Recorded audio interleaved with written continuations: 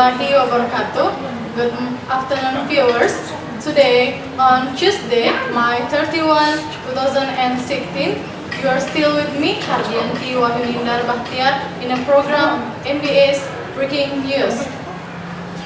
Here, I will accompany you to listen some breaking news around the country for several minutes later.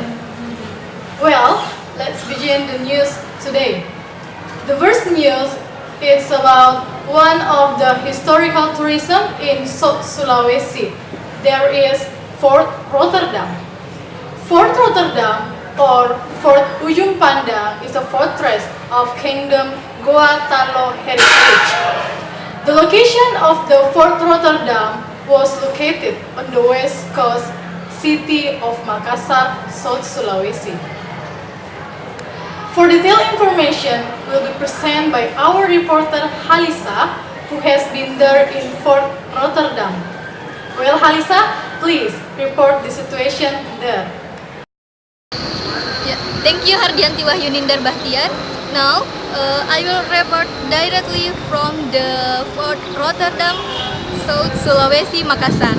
And yeah, as you can see, there are many buildings historic here, and the building looks like the Dutch architect.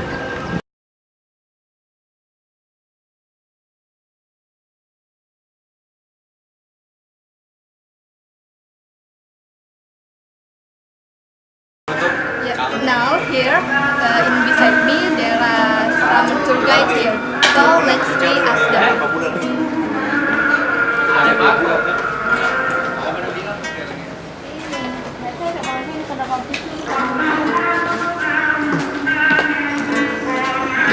Selamat siang Pak. Dengan Bapak siapa? Saya Siregar. Saya Siregar. Siregar. Siregar. Ya, dengan Bapak Siregar, sudah berapa lama Bapak jadi pemandu wisata di Fort Rotterdam ini? Oh, bukan Pak, aku bilang. 15 tahun.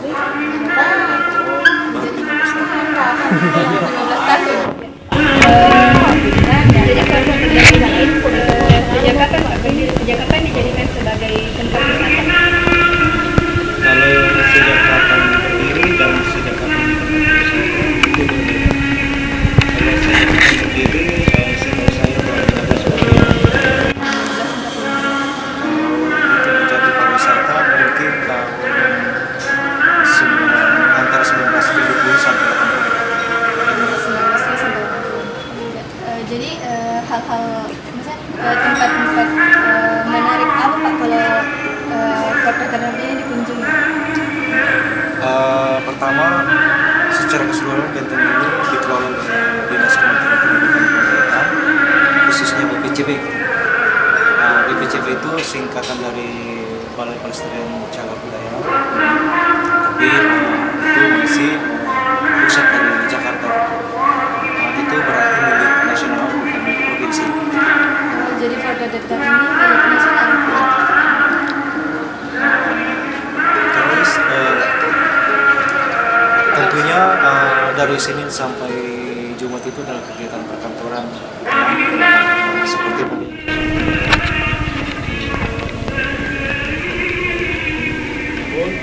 ini selalu welcome, selalu menyambut siapa saja yang datang untuk menikmati terutama pengetahuan yang tentang sejarah dan bagi baik itu yang bersifat umum maupun untuk pelajar mulai dari tingkat TK sampai mahasiswa.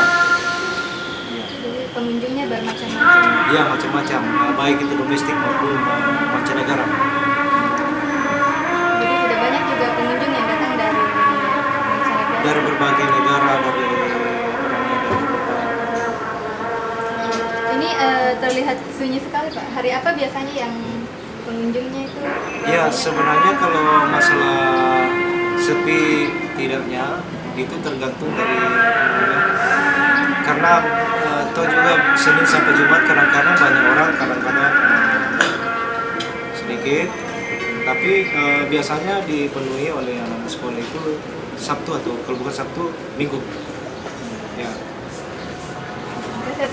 Ya.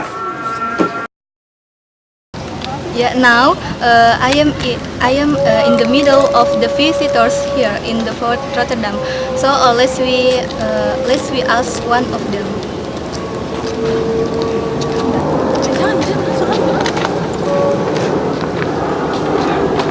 Ya. Dengan Mbak siapa? Dwi Mariam. Dengan Mbak Dwi Mirianti. Mbak sudah berapa kali datang ke Fort Rotterdam ini? Mungkin sudah sering kali ya. Sudah sering kali. Oh, jadi apa yang Mbak lakukan sekarang ini datang ke sini? Untuk saat ini karena ada acara vlog dari fakultas, jadi makanya datang. Saya sebagai penari. Jadi Oh, makanya sering penari. Jadi ada acara ya itu Iya.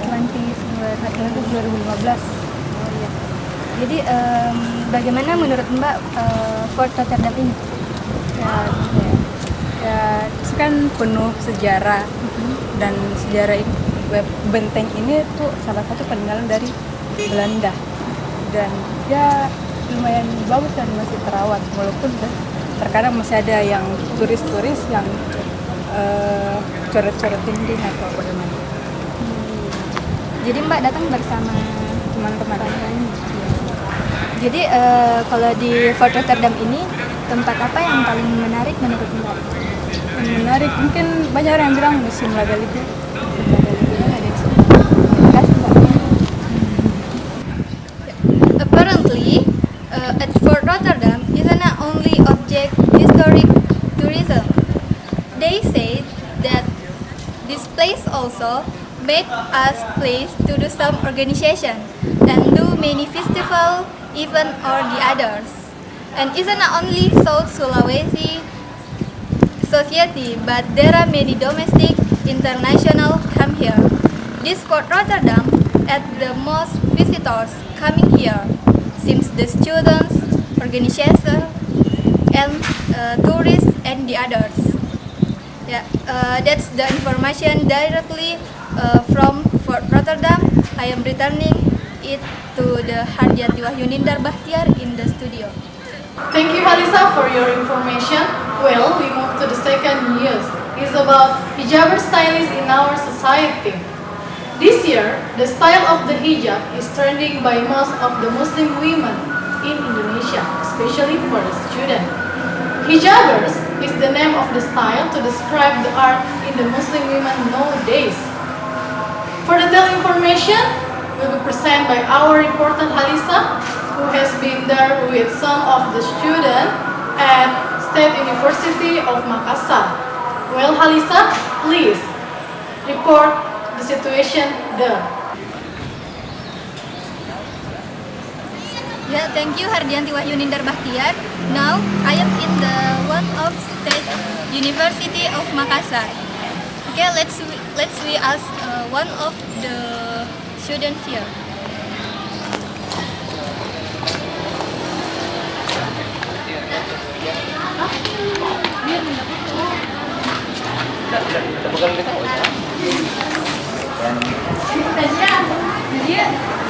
Selamat siang Mbak. Oh ya, selamat siang. Dengan Mbak siapa? Mila.